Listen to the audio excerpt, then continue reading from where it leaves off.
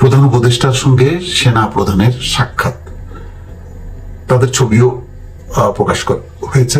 এখানে খবরে বলা হচ্ছে অন্তর্বর্তী সরকারের প্রধান উপদেষ্টা প্রফেসর ডক্টর মোহাম্মদ ইউনূসের সঙ্গে সাক্ষাৎ করেছেন সেনা প্রধান জেনারেল ওয়াকারুজ্জামান। সোমবার প্রধান উপদেষ্টার কার্যালয়ে সৌজন্য সাক্ষাৎ করেছেন সেনা প্রধান।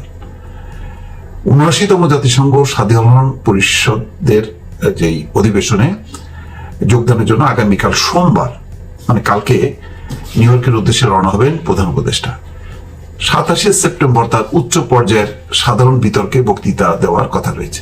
অন্তর্বর্তী সরকারের প্রধানের নিউ ইয়র্ক সফরের প্রাক্কালে আজ রোববার তার সঙ্গে সাক্ষাৎ করলেন সেনাপ্রধান। এইটা দেখে আমার কিছু প্রশ্ন দর্শক উদিত হয়েছে, আমি আপনাদের সঙ্গে জাস্ট শেয়ার করি। সেটা হলো যে সাধারণত মানে গুরুত্বপূর্ণ কোনো অধিবেশনে বা বিদেশ সফরের আগে বা পরে প্রধান উপদেষ্টা মানে হচ্ছে তিনি হচ্ছেন প্রধানমন্ত্রীর পদমর্যাদায়। তো প্রধানমন্ত্রীর পদমর্যাদায় প্রধান উপদেষ্টা ডক্টর মোহাম্মদ ইউনূস জাতিসংঘে যাচ্ছেন এবং এই সরকারের এটা প্রথম বিদেশ সফর এবং গুরুত্বপূর্ণ একটা সফর। এবং এই সফরের ব্যাপারে আপনারা জেনেছেন যে জো বাইডেন তিনি নিউ ইয়র্কে যে আসছেন, এসে তিনি সাধারণ পরিষদের অধিবেশন চলার কোন একটা ফাঁকে ডক্টর মোহাম্মদ ইউনূসের সঙ্গে দ্বিপাক্ষিক বৈঠক করবেন।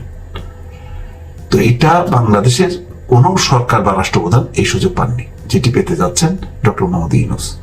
তো এরকম একটা গুরুত্বপূর্ণ যে জাতিসংঘের অধিবেশনে যোগ দেওয়া উপলক্ষে বাইডেনের সাথে সাক্ষাৎকারটা এখন কিন্তু রাজনীতির অঙ্গনে মূল আলোচনার বিষয় হয়ে দাঁড়িয়েছে।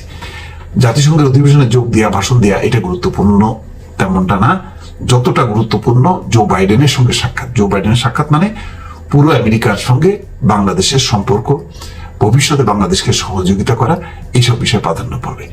তো সেই অবস্থায় প্রধান উপদেষ্টার কাছে আসছেন জেনারেল ওয়াকারুজ্জামান সেনাপ্রধান। কিন্তু প্রধান উপদেষ্টার তো এই বৈঠকটি হওয়ার কথা রাষ্ট্রপতির সঙ্গে, মোহাম্মদ শাহাবুদ্দিন চুপ্পুর সঙ্গে, কিন্তু সেটি কেন হচ্ছে না? শাহাবুদ্দিন সাহেব কোথায়? তিনি কি আছেন? তার অ্যাক্টিভিটিস কি? তার কাজ কি? তার কাছে আমাদের কোন উপদেষ্টারা কি যাচ্ছেন?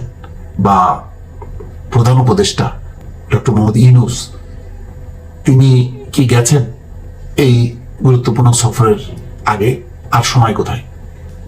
নাকি মানে রাতের বেলা কোন এক সময় আগে যাবেন? এটা নিয়ে একটা কনফিউশন আমার আছে। আমার যতটুকু ধারণা যে রাষ্ট্রপতি শাহাবুদ্দিন বঙ্গভবনে একঘরে হয়ে আছেন, মানে তিনি তাকে হয়তো গিলতেও পারছে না সরকার, আবার উগড়াতেও পারছে না। তিনি একটা সাংবিধানিক পদ নিয়ে চুপচাপ বসে আছেন। তার খুব একটা অ্যাক্টিভিজম আছে এই সরকারের ফাংশনের সাথে, এটা মনে হচ্ছে না। কিন্তু এরকম সময় দেখেন যখন পার্লামেন্ট থাকে না, একটা বিশেষ অবস্থায় কিন্তু রাষ্ট্রপতি খুব গুরুত্বপূর্ণ হয়ে থাকে। কিন্তু একেবারেই কোনো গুরুত্ব নেই কিন্তু বর্তমান সময়ে, সত্যি কথা বলতে কি তার কোনো অ্যাক্টিভিটিস গণমাধ্যমে আসছে না। এর ফলে তিনি একগ্রহে মানে তিনি কি একঘরে হয়ে গেলেন? তিনি কি গৃহবন্দীর মতন একটি জীবনযাপন করছেন কিনা, এটা আমার মাঝে মধ্যে একটু ভেতরে প্রশ্ন জাগে।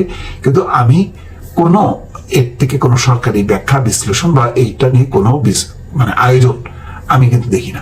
ইউটিউবে যেমন গোলাম মাওলা রনি কিছু কথা বলেছেন, তো তিনি তার মতন করে তো অনেক সাহসী কথাবার্তা বলেন, কিন্তু এমনি প্রকৃত অবস্থাটা কি এটা নিয়ে কিন্তু কোনো গণমাধ্যমে কোনো রিপোর্ট আসছে না।